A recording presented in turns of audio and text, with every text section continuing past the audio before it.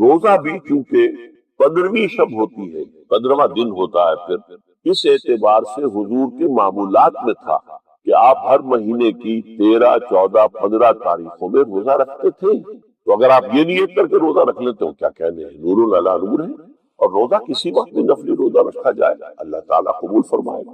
توبۃ نصوحا عسى ربكم أن يكفر عنكم سيئاتكم ويدخلكم جنات تجري من تحتها الأنهار يوم لا يخزي الله النبي والذين آمنوا معه نورهم يسعى بين أيديهم وبأيمانهم يقولون ربنا أتمم لنا نورنا واغفر لنا إنك على كل شيء قدير. وقال عز وجل كما ورد في سورة النور وَتُوبُوا إِلَى اللَّهِ جَمِيعًا أَيُّهَا الْمُؤْمِنُونَ لَعَلَّكُمْ تُفْلِحُونَ. وقال جل وعلا كما ورد في سورة الزمر قُلْ يَا عِبَادِيَ الَّذِينَ أَسْرَفُوا عَلَىٰ أَنفُسِهِمْ لَا تَقْنَطُوا مِن رَحْمَةِ اللَّهِ إِنَّ اللَّهَ يَغْفِرُ الذُّنُوبَ جَمِيعًا.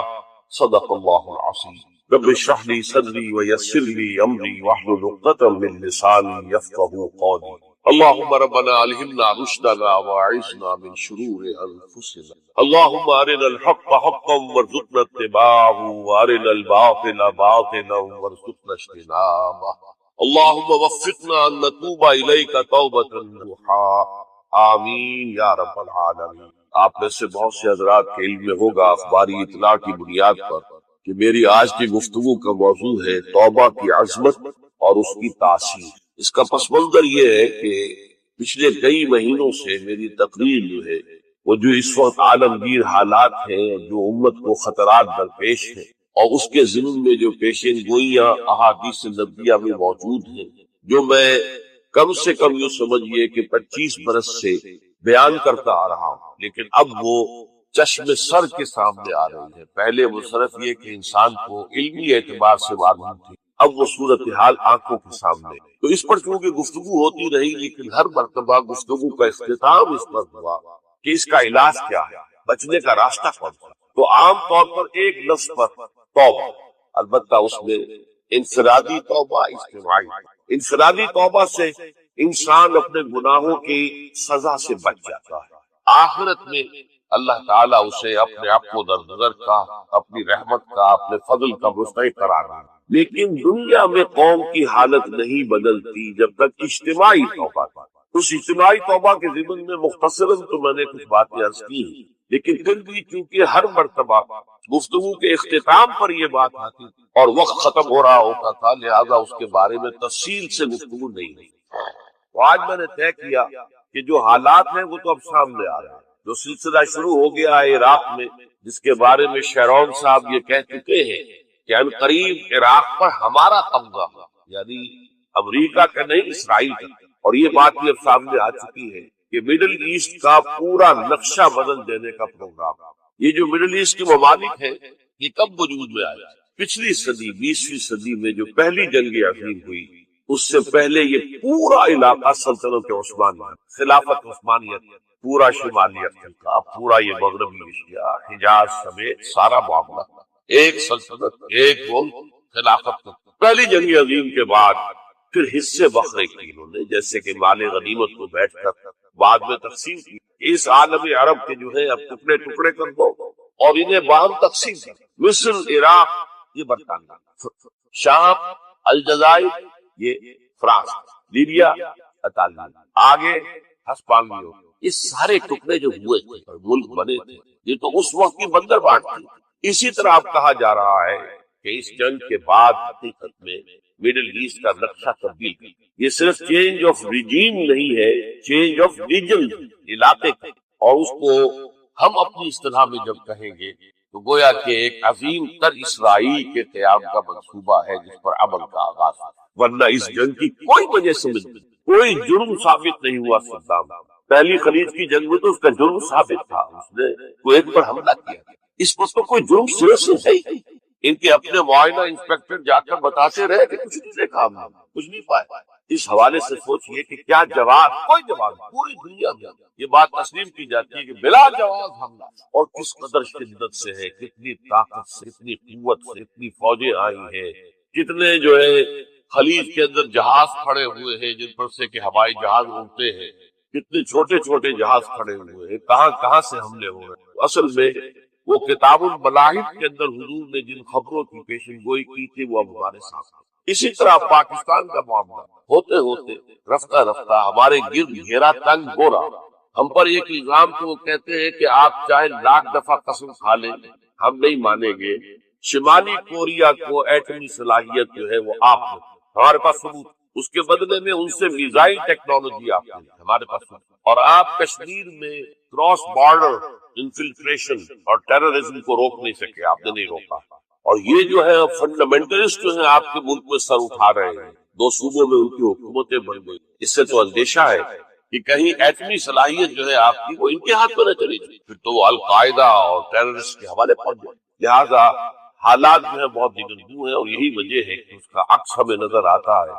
بھارت کا جو طرز عمل ہے اس وقت، جس طرح تھریٹننگ انداز اس کا اس وقت ہے، اتنا اس سے پہلے کبھی نہیں۔ وہ کہتے ہیں کہ جو اصول امریکہ نے اختیار کیا ہے کہ جس ملک سے مستقبل میں کوئی اندیشہ ہے اس پر پہلے سے حملہ کرنے کا حق حاصل ہے، یہ نہیں کہ اس کا کوئی جرم ثابت ہو، ہمیں اندیشہ ہے لہذا ہمیں حملہ کرنے، تو اسی طرح پھر ہمیں بھی پاکستان کے اوپر حملہ کرنے کا حق۔ بہرحال میں ان میں اب زیادہ وقت صرف نہیں کرنا چاہتا، یہ چیزیں تو اب رائٹنگ آن دی وال کی حیثیت سے ہماری نگاہوں کے سامنے۔ آج میں چاہتا ہوں کہ اس توبہ کے موضوع پر کچھ عرض کروں، اور اس میں بھی ایک خاص بات جس کی طرف میرا ذہن حال ہی میں منتقل، وہ آج میں یوں سمجھیے کہ اضافی طور پر آپ کے سامنے رکھا۔ دیکھیے توبہ کے بارے میں قرآن مجید میں بے شمار آیا ہے، اور توبہ جو ہے ہماری دینی تعلیمات کا ایک اہم ستون۔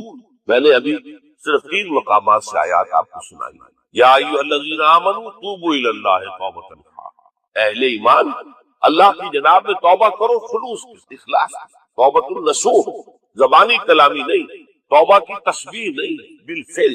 عسیٰ ربکم ان یکفر عنکم، امید ہے تمہارا رب تمہاری برائیوں کو تم سے دور، یہ توبہ کی تاثیر ہے۔ اگر آپ کے اخلاق اور کردار میں کوئی غلط شے شامل تھی، اللہ تعالیٰ آپ کے کردار کے دامن کو دھو دے، اور آپ کے اعمال نامے میں اگر دھبے لگے ہوئے تھے تو اللہ تعالیٰ ان دھبوں کو بھی دھو ڈالے۔ عسیٰ ربکم ان یکفر عنکم سیئاتکم ویدخلکم جنات تجری من تحتہا الانہار، اور تمہیں داخل کرے گا ان باغات میں جن کے دامن میں ندیاں ہیں۔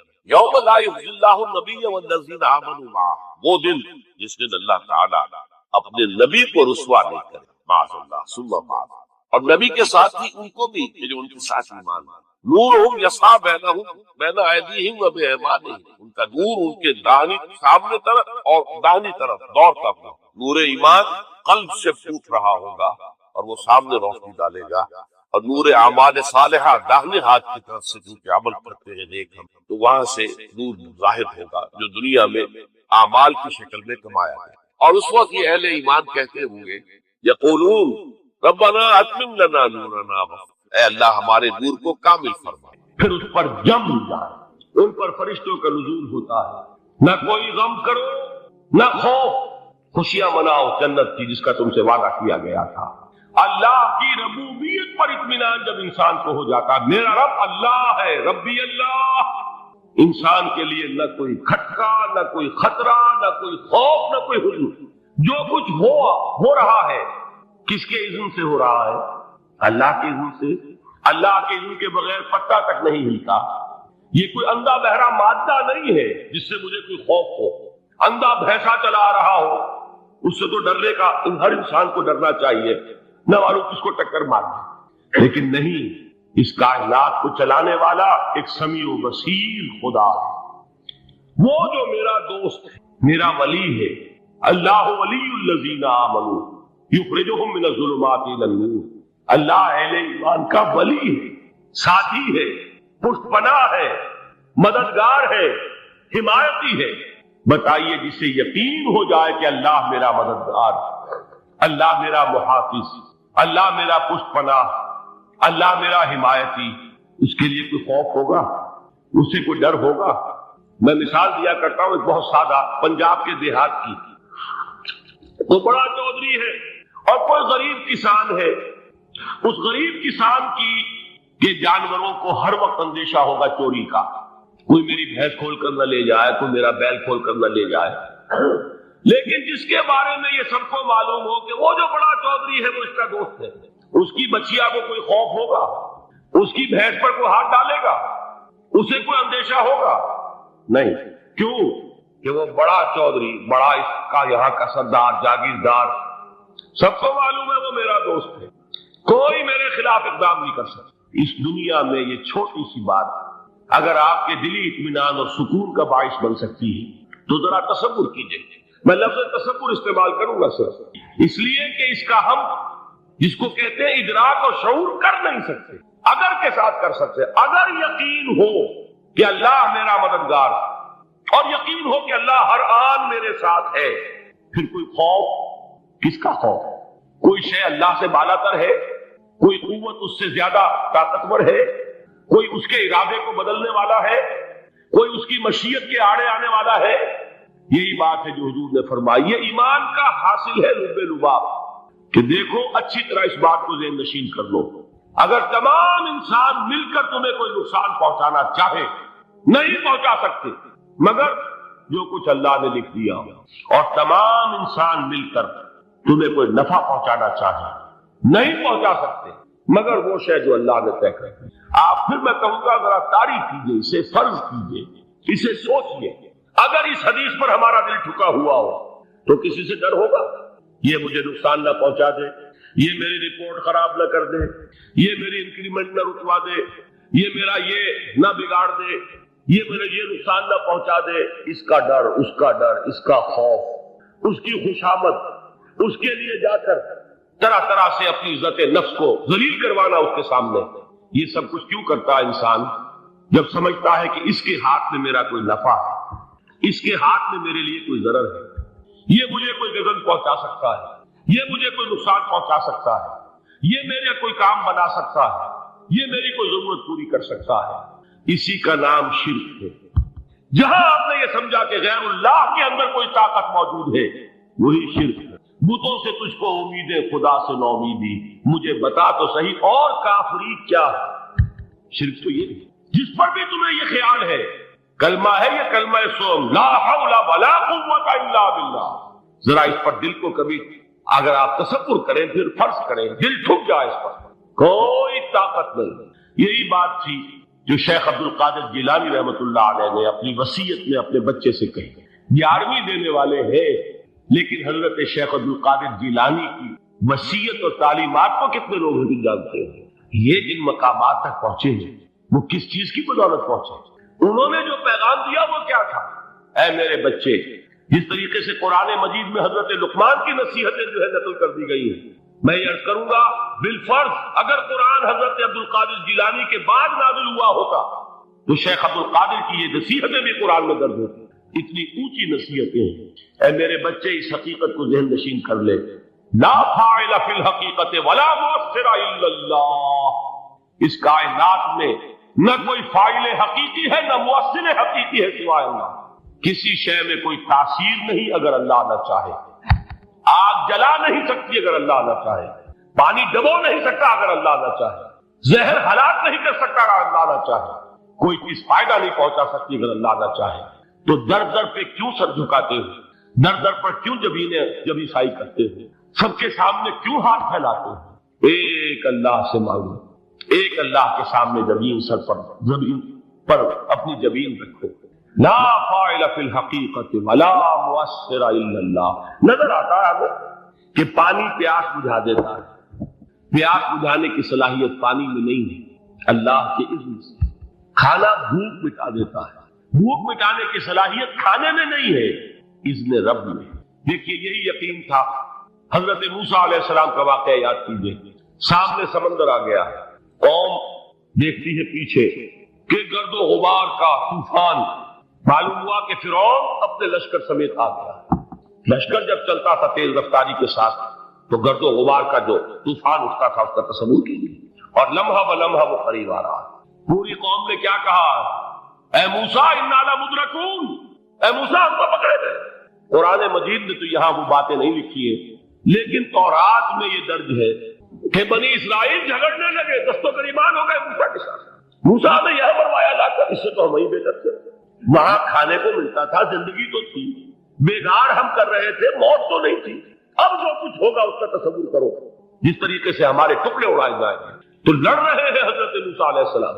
یہ تورات کی تفصیل ہے، قرآن میں صرف اتنا آیا ہے، پریشان ہو کر انہوں نے کہا انا لمدرکون، موسیٰ آپ کو پکڑے گئے۔ اس وقت موسیٰ کا جواب کیا ہے؟ کلا ان معی ربی سیہدین، نہیں، میرے ساتھ میرا رب ہے، وہ راستہ دے گا۔ بتائیے کہاں راستہ نظر آ رہا ہے؟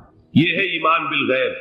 راستہ نظر نہ آئے تب اللہ پر یقین ایمان ہے، جیب میں پیسے ہو تب دل کو اطمینان ہے، تو ایمان کس پر ہوا؟ پیسے پر، اللہ پر نہیں۔ جب وسائل و ذرائع نہ ہو اور پھر یقین ہو کہ اللہ مسبب الاسباب ہے، وہ اسباب کا پابند نہیں ہے، وہ اسباب کا محتاج نہیں ہے، اسباب اس کے محتاج ہے۔ اگر یہ یقین ہے تو اللہ پر ایمان ہے، یہ نہیں ہے تو تمہارا ایمان اسباب پر ہے، وسائل پر ہے، ذرائع پر ہے، مادیات پر ہے، اللہ پر نہیں۔ اس وقت کہاں راستہ تھا؟ کوئی راستہ تھا؟ سمندر ہے اور ادھر سے لشکر آ گیا ہے۔ کلا ان معی ربی سیہدین۔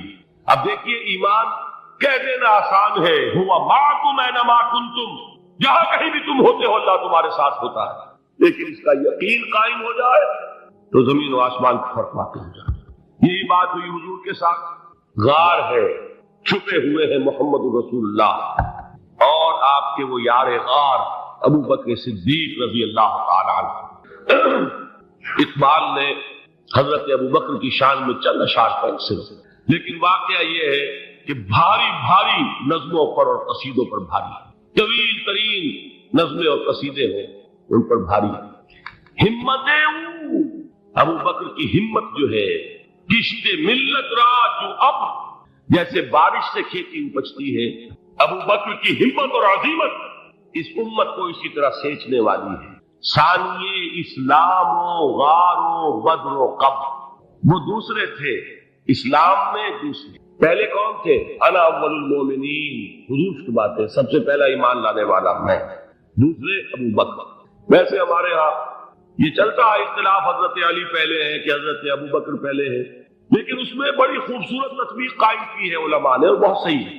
چار کے بارے میں فیصلہ ہی مت کرو کہ کون پہلے ہے، ان کی ایک عجیب تقسیم کر دی ہے۔ آزاد مردوں میں، بالغ مردوں میں سب سے پہلے ابو بکر، بچوں میں سب سے پہلے علی، خواتین میں سب سے پہلے خدیجہ، اور غلاموں میں سب سے پہلے زید بن حارثہ۔ بڑی پیاری تقسیم ہے، یہ چاروں ہی پہلے ہیں، ہر ایک کے لیے ولیت ہے۔ اور واقعہ یہ ہے کہ اگر زمانی اعتبار سے تعین ہوگا تو پہلے خدیجۃ الکبریٰ آئیں گی رضی اللہ تعالی عنہ۔ کسی اور سے بات کرنے کی نوبت بعد میں آ سکتی ہے، پہلے تو اہلیہ محترمہ سے بات ہوئی، آتے ہی پہلی وحی ہوئی ہے، ابھی تبلیغ کا حکم نہیں تھا۔ کس کو بتایا واقعہ؟ ابھی اپنی نبوت کی تبلیغ کا تو حکم ہی نہیں آیا۔ واقعہ کس کا ہے؟ وہ خدیجہ کا۔ جب کہا ہے کہ خشیت علی نفسی، مجھے اپنی جان کا اندیشہ ہے، اور عین میم یا جو آنکھوں کا امیون اندھے، اعمیٰ اندھے، تو یہاں فرمایا انا معکم انما نحن مستہزئون اللہ یستہزئ بہم ویمدہم فی طغیانہم یعمہون۔ اللہ ان کو ان کی عقل کے اندھے پن میں جو یہ بڑھتے چلے جا رہے ہیں، اللہ بھی ان کی رسی دراز کر رہا ہے تاکہ یہ جہاں تک جانا چاہتے چلے جائیں۔ اولئک الذین اشتروا الضلالۃ بالہدی، یہ وہ لوگ ہیں کہ جنہوں نے ہدایت کے عوض گمراہی خرید لی۔ دیکھیے بڑا پیارا انداز ہے یہ۔ ایک شخص کے سامنے دونوں آپشنز تھے، ایک نے گمراہی کو چھوڑا، ہدایت لے لی، چاہے قیمت دینی پڑی، تکلیفیں اٹھانی پڑی، آزمائشوں میں سے گزرنا پڑا، قربانیاں دینی پڑی، ہدایت لی، اور ایک شخص نے ہدایت دے کر گمراہی لی۔ آسانی تو ہو گئی، فوری تکلیف سے تو بچ گئے، لا الہ الا ولا الہ الا، دونوں طرف سے اپنے آپ کو بچائے، لیکن حقیقت میں سب سے زیادہ گھاٹے کا سودا یہ، اولئک الذین اشتروا الضلالۃ بالہدی، ہدایت دے کر اور ضلالت خرید لی، فما ربحت تجارتہم، تو ان کی تجارت ان کے حق میں ہرگز مفید نہیں ہو۔ اب یہاں بھی دیکھیے را با اور ہے ہا، ربحا اس کے معنی نفع، صحیح نفع، جائز نفع۔ را با اور ما ربا وصول، وہ بھی اضافہ ہے، وہ بھی بڑھوتری ہے، لیکن وہ حرام ہے۔ ایک ہے تجارت کے اندر جو نفع ہو جائے وہ ربح ہے، را با اور ہا یہ نفع ہے جو جائز نفع ہے، را با اور وا ربا یہ کیا ہے؟ یہ سود، یہ حرام۔ را اور با مشترک ہے، آگے ہا آگے اور با اس کا فرق۔ فما ربحت تجارتهم وما كانوا مهتدين، ان کی تجارت ان کے حق میں ہرگز مفید نہیں ہوئی اور نہیں ہے اب یہ ہدایت پانے والے۔ مثلهم، اب یہاں دو تمثیلیں آ رہی ہیں بڑی پیاری۔ پہلی تمثیل ہے کفار کے بارے، دوسری تمثیل ہے یہ بین والے لوگوں کے بارے میں۔ پہلوں کے لیے کیا تمثیل ہے؟ مثلهم كمثل الذي استوقد نارا، ان کی مثال اس شخص کی سی ہے جس نے آگ روشن کی۔ ایک نقشہ کھینچا جا رہا ہے، اندھیری شب ہے جدا اپنے قافلے سے ہے تو، تیرے لیے ہے میرا شعلہ نواق الدین۔ اندھیری شب ہے، قافلہ بھٹک رہا ہے، کچھ لوگ بڑی ہمت کرتے ہیں، اندھیرے میں بھی ادھر ادھر سے لکڑیاں جمع کرتے ہیں اور آگ روشن، لیکن اس وقت جب آگ روشن ہوتی کچھ لوگوں کی بینائی سلب ہوتی۔ پہلے وہ اندھیرے میں اس لیے تھے کہ روشنی نہیں تھی، اب وہ اندھیرے کے اندھیرے میں رہ گئے کہ روشنی تو خارج میں آ گئی، اپنی اندر کی روشنی گل ہو، بشارت سلب۔ یہ مثال ہے ان کفار کی کہ حضور کی آمد سے پہلے سب بھٹک رہے تھے، کوئی حقیقت واضح نہیں تھی، قافلہ انسانیت بھٹک رہا تھا، اندھیری شب۔ محمد رسول اللہ آئے، انہوں نے آگ روشن، اب راستہ کھل گیا، ہدایت واضح ہو گئی، لیکن کچھ ضد یا تعصب یا تکبر یا حسد کی بنیاد پر کچھ لوگوں کی اندر کی بینائی ظاہر، تو وہ تو ویسے کے ویسے بھٹک رہے ہیں، جیسے پہلے اندھیرے میں تھے ویسے اب اندھیرے میں ہیں۔ روشنی میں آنے والے تو وہ ہیں، دیکھ لو جن کا ذکر سب سے پہلے ہوا ہے۔ مثلهم كمثل الذي استوقد نارا، اس شخص کی سی ہے کہ جس نے آگ روشن کی۔ فلما اضاءت ما حوله، جب اس آگ نے اپنے ماحول کو گردا گرد کو روشن کر دیا، ذهب الله بنورهم، اللہ ان کی نور بصارت کو لے گیا، سلب کر لیا اللہ نے۔ وَتَرَكَهُمْ فِي ظُلُمَاتٍ لَا يُبْصِرُونَ، اور چھوڑ دیا انہیں ان اندھیروں کے اندر کہ وہ کچھ نہیں۔ صُمٌّ بُكْمٌ عُمْيٌ فَهُمْ لَا يَرْجِعُونَ، اصم کہتے ہیں بہرے کو، سم جمع ہے اس کی، سمن۔ اب کمو کہتے ہیں گونگے کو، بکمن اس کی جمع ہے۔ آما کہتے ہیں اندھے کو، عمیٌ اس کی جمع ہے۔ یہ بہرے ہیں، گونگے ہیں، اندھے ہیں، فَهُمْ لَا يَرْجِعُونَ، اب یہ لوٹنے والے۔ یہ کون ہے؟ ابو جہل ہے، ابو لہب ہے، ولید بن مغیرہ ہے، عقبہ بن ابی معیط ہے، یہ سب کے سب ابھی زندہ ہے جب یہ آیات نازل ہوئی۔ ابھی تو غزوہ بدر ہوگا سن 2 ہجری میں، اور اس میں یہ سب جو ہے واصل جہنم ہوں گے، ابھی تک تو ہے۔ یہ لوگ ہو گئے اس کی مثال۔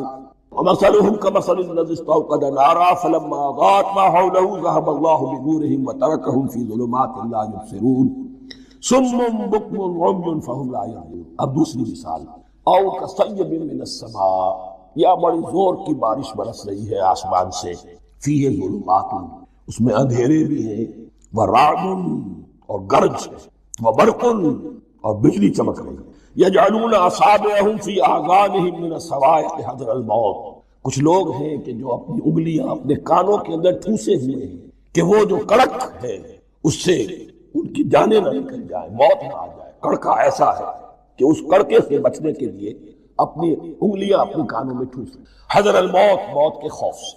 واللہ محیط بالکافرین، اللہ ایسے کافروں کا احاطہ کیے ہوئے ہیں، بچ کر کہاں جائیں گے۔ یکاد البرق یخطف ابصارهم، قریب ہے کہ بجلی ان کی نگاہوں کو لے جائے، ان کی بینائی کو سلب کرے۔ کلما اضاء لهم، لیکن ہوتا کیا ہے، جب ذرا روشنی ہوئی تو چل لیے، مشوا فیہ، بجلی چمکی کچھ نظر آ گیا دائیں بائیں تو کچھ تھوڑا سا چل لیے۔ وَإِذَا أَظْلَمَ عَلَيْهِمْ، اور جب تاریکی ان پر طاری ہو گئی، قاموا، کھڑے کے۔ یہ نقشہ ہے ان کا کہ ایک طرف بارش ہو رہی ہے، قرآن مجید ہے، آسمان سے نازل ہو رہا ہے، یہ ماہ مبارکہ ہے، یہ کتاب مبارک ہے، لیکن یہ کہ اس کے ساتھ کڑکے ہیں، گرج ہے، کفر سے مقابلہ ہے، کفر کی طرف سے دھمکیاں ہیں، اندیشے ہیں، خطرات ہیں، امتحانات ہیں، آزمائشیں۔ ذرا کہیں حالات کچھ بہتر ہوئے، کچھ جسے بریدنگ سپیس کہتے ہیں ملی تو تھوڑا سا چل لیے، ہم بھی مسلمان ہیں، کوئی خاص موقع نہیں ہے، کسی جنگ کے لیے بلایا نہیں جا رہا ہے تو بڑھ چڑھ کے باتیں کر رہے ہیں، اپنے ایمان کا اظہار بھی کر رہے ہیں۔ جیسے ہی کوئی آزمائش آئی ٹھٹک کر کھڑے کے کھڑے رہ گئے۔ وَلَوْ شَاءَ اللَّهُ لَذَهَبَ بِسَمْعِهِمْ وَأَبْصَارِهِمْ، اللہ چاہتا تو ان کی سماعت اور بصارت کو بھی سلب کر لے، لیکن اللہ کا قانون یہی ہے، جو جہاں رہنا چاہے اس نے آزادی ارادہ دی ہے انسان۔ تم اگر مومن صادق بن کر رہنا چاہتے ہو اس کو آسان کر دے گا۔ تم نے اپنے تعصب کی وجہ سے، اپنے تکبر کی وجہ سے کفر کا راستہ اختیار کیا، اللہ اسی کو کھول دے گا۔ تم بیچ میں لٹکنا چاہتے ہو، لٹکتے رہو، اللہ تعالیٰ جو ہے جبرن کسی کو نہ حق پہ لائے گا نہ جبرن کسی کو باطل پر، اس لیے کہ جبر اگر ہو تو پھر امتحان کا معاملہ ختم، پھر جزا و سزا بیکار ہے، غیر منطقی ہے، غیر معقول ہے۔ ان اللہ علی کل شیء قدیر، یقیناً اللہ تعالیٰ ہر چیز پر قادر۔ یہ دو رکوع اس اعتبار سے کہ انسانی شخصیتوں کا سمجھنا، اور جیسا کہ میں نے عرض کیا تعویل عام ذہن میں رکھیے، جب بھی کبھی کوئی دعوت حق اٹھے گی اگر وہ واقعتاً کل کے کل حق کی دعوت ہے اور اس میں انقلابی رنگ ہے کہ باطل سے پنجہ آزمائی کرنی، باطل کو نیچا دکھانا ہے، حق کا غلبہ کرنا ہے، تو یہ تین قسم کے افراد لازماً ہمیشہ وجود میں آ جائیں۔ کو پہچاننا، ان کے کردار کی جو اصل جو اس کے پیچھے پس منظر ہے اس کو جاننا بہت ضروری ہے۔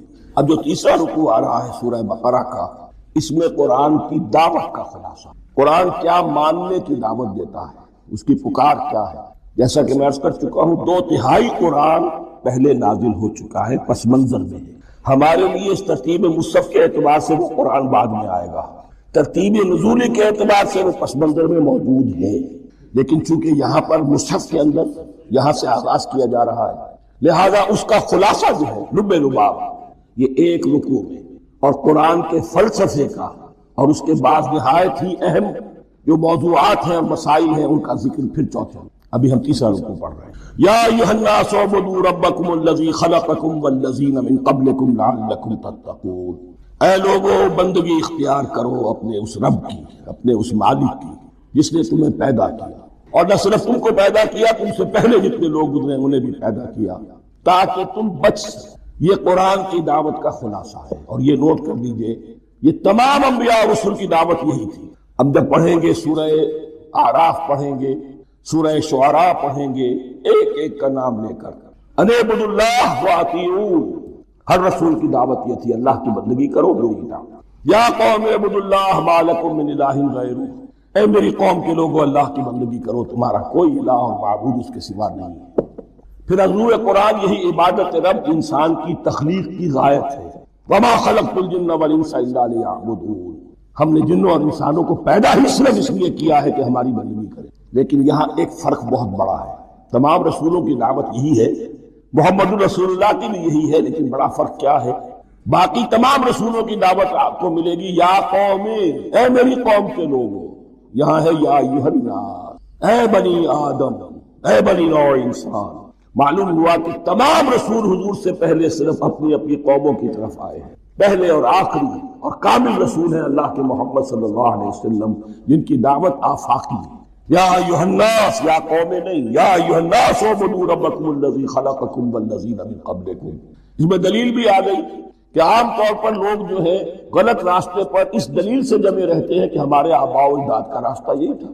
تو بھائی جیسے تم مخلوق ہو ایسے وہ بھی تو مخلوق تھے، جیسے تم خطا کر سکتے ہو وہ بھی تو خطا کر سکتے، لہذا یہ نہ دیکھو کہ آباء و اجداد کا راستہ کیا تھا، دیکھو یہ کہ حق تھا، لعلکم تتقون، تاکہ تم بچ جاؤ، دنیا میں افراط و تفریط کے دھکوں سے بچ جاؤ، آخرت میں اللہ کے عذاب سے بچ جاؤ۔ ان دونوں سے اگر بچنا ہے تو اللہ کی بندگی کی روش اختیار۔ اچھا کس رب کی؟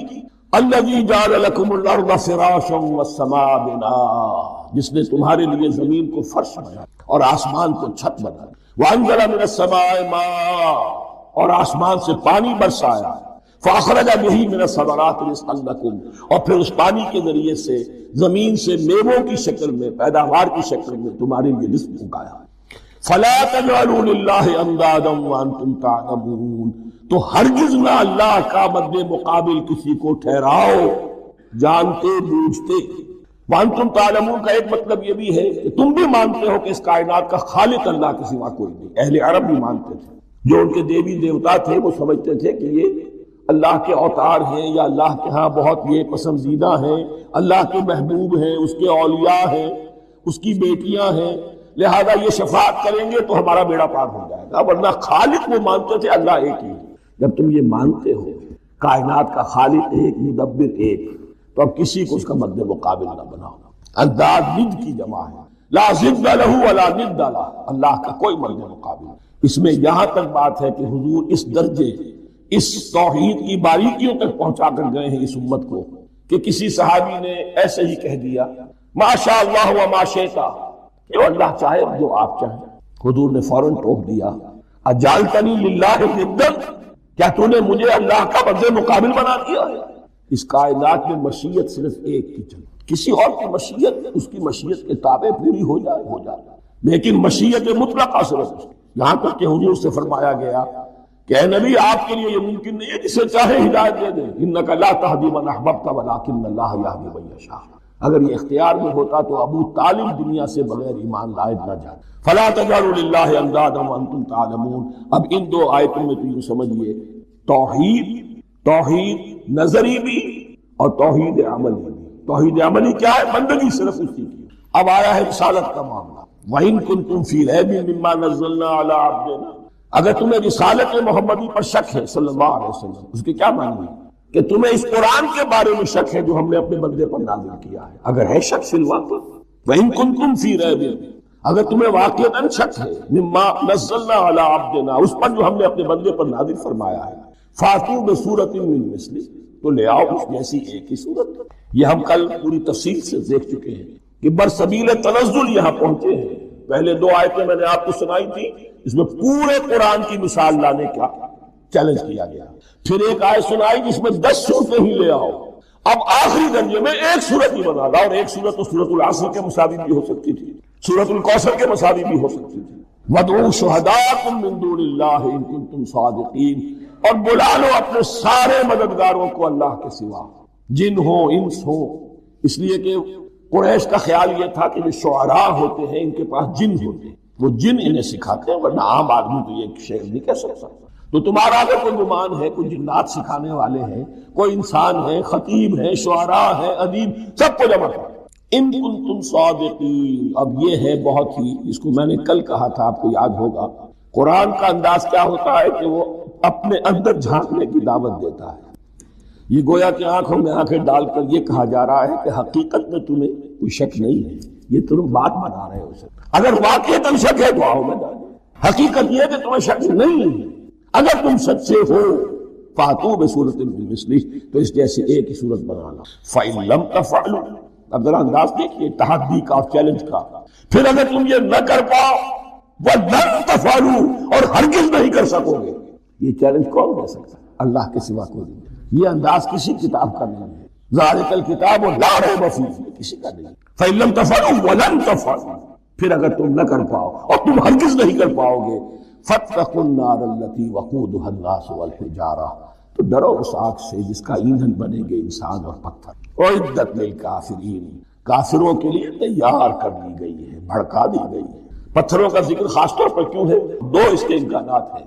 آپ کو معلوم ہے کہ وہ جو پتھر کا کوئلہ ہوتا ہے اس کی آگ بڑی سخت ہوتی ہے، عام جو ہمارا یہ لکڑی کا کوئلہ ہوتا ہے اس کے مقابلے، اور دوسرے یہ بھی کہ چونکہ انہوں نے جو معبود تراش رکھے تھے وہ پتھر کے ہوتے تھے، تمہارے ساتھ ہی تمہارے ان معبودوں کو بھی جھونکا جائے گا، وہ بھی جلے گا، تاکہ تمہاری حسرت کے اندر اضافہ ہو۔ ان سے ہم دعائیں مانگا کرتے تھے، ان کے سامنے ماتھے ٹیکتے تھے، ان کے سامنے ڈنڈوت کرتے تھے، ان کو چڑھاوے چڑھاتے تھے۔ اب یہاں گویا کہ ایمان باللہ، توحید، ایمان بالرسالت اور ایمان بالآخرت۔ فاتقوا النار التي وقودها الناس والحجارة اعدت للكافرين وبشر الذين آمنوا وعملوا الصالحات، اور بشارت دے دیجئے اے نبی ان لوگوں کو کہ جو ایمان لائے اور جنہوں نے نیک عمل کیے، ان لهم جنات تجری من تحتها الانہار، کہ ان کے لیے وہ باغات ہیں کہ جن کے دامن میں ندیاں بہتی ہوں گی۔ لفظی ترجمہ ہوگا جن کے نیچے ندیاں بہتی ہوں گی۔ مراد اس سے کیا ہے؟ عام فطری باغ وہ ہوتے تھے کہ جس میں ذرا اونچائی پر جو ہے درخت لگے ہوئے ہیں اور دامن میں ندی بہ رہی ہے، تو اس سے خود بخود جو ہے وہ اریگیشن، نیچرل اریگیشن ہو رہی ہے، درختوں کے جڑوں تک پانی پہنچ رہا ہے۔ بارہ ترجمہ آپ لفظی کریں، ان کے نیچے ندیاں بہتی ہوں گی یا یہ کہ ان کے دامن میں ندیاں بہتی ہیں۔ کلما رزقوا منہا من ثمرۃ رزقا، جب بھی کبھی انہیں دیا جائے گا کوئی پھل رزق کے طور پر کھانے کے لیے جنت میں، قالوا ھذا الذی رزقنا من قبل، وہ کہیں گے یہ تو وہی شے ہے جو ہمیں پہلے بھی ملتی تھی۔ اس کا ایک مفہوم یہ ہے، یہ جو نزل ہے، ابتدائی جو ہے دعوت ہے، ابتدائی ضیافت جو ہوگی اس میں وہی چیزیں کہ جو معروف ہے، جانی پہچانی، یہ رمان، یہ دیکھیے یہ انار آ رہا ہے خوبصورت، یہ انگور ہے خوبصورت، یہ نخیل ہے، یہ نخل ہے، یہ رطب ہے، لیکن ذائقے کے کوئی نسبت و تناسب نہیں۔ وہ کہیں گے وہی شے ہے جو ہمیں پہلے ملتی تھی، وَأُتُوا بِهِ مُتَشَابِهًا، مشابہ تو ہوگی وہ، لیکن ان کے ذائقے میں زمین و آسمان کا فرق ہو۔ اور ایک یہ بھی مفہوم لیا گیا ہے کہ آخرت میں جنت میں بھی وہی میوے ملتے رہیں گے، لیکن ان کا ذائقہ بدلتا ہے، شکل وہ ہوگی لیکن ذائقہ وہی رہے گا کہ جس سے انسان کی بھی طبیعت بھر جاتی ہے، ایک ہی شے کو کھاتے ہیں۔ وَلَهُمْ فِيهَا أَزْوَاجٌ مُطَهَّرَةٌ، اور ان کے لیے ہوں گے اس میں بہت ہی پاک باز، نہایت پاک کی ہوئی بیویاں، ازواج مطہرۃ وَهُمْ فِيهَا خَالِدُونَ، اور اس میں رہیں گے ہمیشہ ہمیشہ۔ یہ تو تین جو اصول ہیں دین کے دعوت ایمان، توحید اور رسالت اور معاد، ایمان باللہ، ایمان بالرسول، ایمان بالآخرہ۔ اب ذرا کچھ ضمنی مسائل ہیں کہ جو بعض کفار کی طرف سے، بعض معتزلین کی طرف سے پیش ہوتے تھے، وہ کبھی بھی اس چیلنج کا مقابلہ تو نہ کر سکے، میدان میں تو نہ آ سکے۔ یہ بالکل ایسی بات ہے جیسے کسی مصور کی تصویر پر اعتراض کرنے والے تو بہت تھے، جب کہا گیا کہ ذرا یہ دیجیے قلم، اس کو ٹھیک کر دیجیے، یہ برش آپ کے ہاتھ میں دیتا ہوں، اب سب پیچھے ہٹ گئے۔ تو کوئی صورت قرآن کے مقابلے میں لانا وہ تو ان کے لیے ممکن نہیں تھی، لیکن ادھر ادھر سے اعتراضات کرنے کے لیے جو زبانیں کھلتی تھی ان میں سے ایک اعتراض نقل کیا جا رہا، وہ یہ تھا کہ وہ کہتے تھے کہ قرآن مجید میں مکھی کی تشبیہ آئی ہے، یہ تو بڑی حقیر سی ہے، اعلیٰ کلام ہو اور اعلیٰ متکلم ہو، ایسے حقیر چیزوں کا تذکرہ نہیں کرتا۔ بیت العنکبوت مکڑی کا بھی ذکر ہے قرآن میں، اتنی حقیر ہے، یہ کوئی اعلیٰ کلام نہیں۔ اس کا جواب دیا جا رہا ہے کہ اصل میں کہیں تشبیہ بیان کرنی ہے، تمثیل بیان کرنی ہے، تو دیکھنا یہ کہ جس شے کے لیے تشبیہ دی جا رہی ہے اس کی مناسبت والی شے ہو۔ شے کوئی بہت حقیر ہے تو کسی عظمت والی شے سے آخر کیسے تشبیہ